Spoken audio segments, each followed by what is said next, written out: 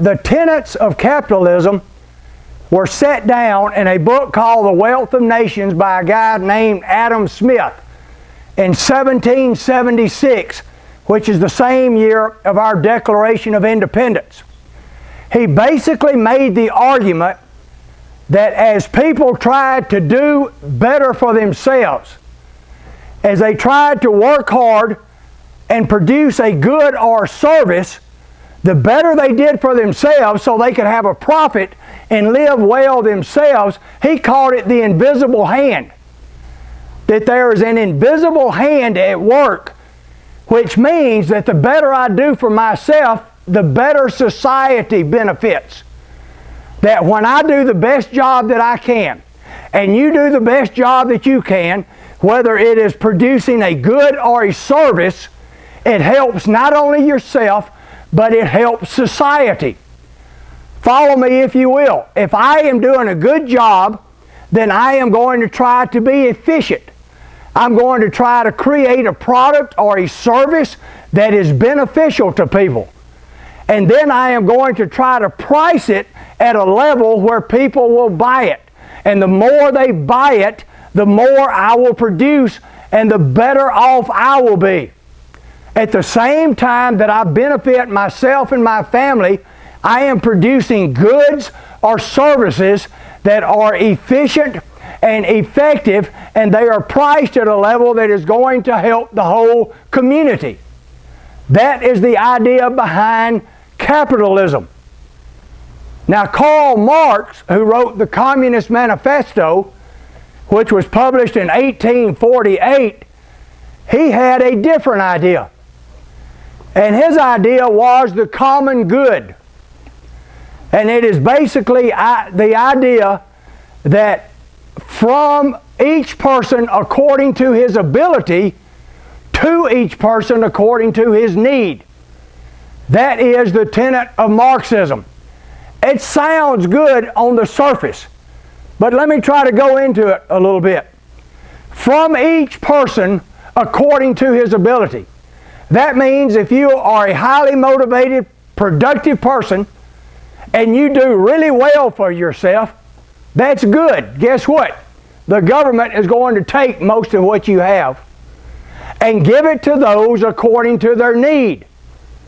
In other words, if you have a need of a lot of money because you have 6 or 7 kids and you don't make very much, we're going to take from the rich person, from the productive person, because let's say he's single and there's only one of him, we're going to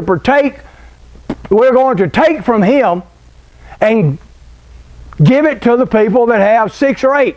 Now, if you multiply that by a whole society, here's what happens.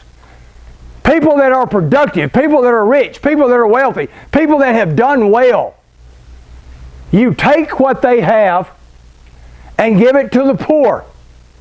Give it to the lazy. Give it to those that don't want to work.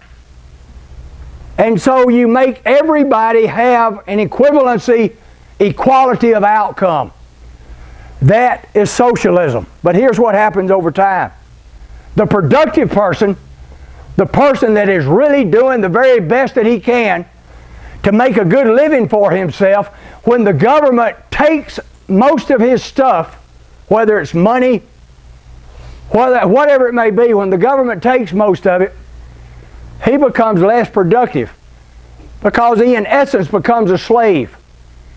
And a slave mentality and a slave bureaucracy is the worst, most inefficient type of system there is. Because if you are a slave, you're just going to do the very least you can to get by. So the productive person becomes less productive. But on the other end of the spectrum, the person who is not working, who doesn't want to work, who would just as soon sit around in his lazy boy chair eating Fritos and drinking beer all day, guess what? He's not ever going to work either because the government supplies him with a check every month so he can do nothing. So the productive person does less, the non-productive person never gets better. And you have a system and then a society that implodes or collapses on itself over time. That is what has happened in the USSR. That is what has happened in Cuba. That is what has happened in Venezuela.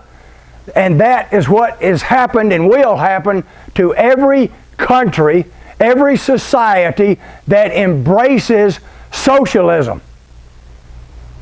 Let it be a warning to you. Socialism never has, never will be a productive system because it goes against the nature of man. It totally ignores the nature of man.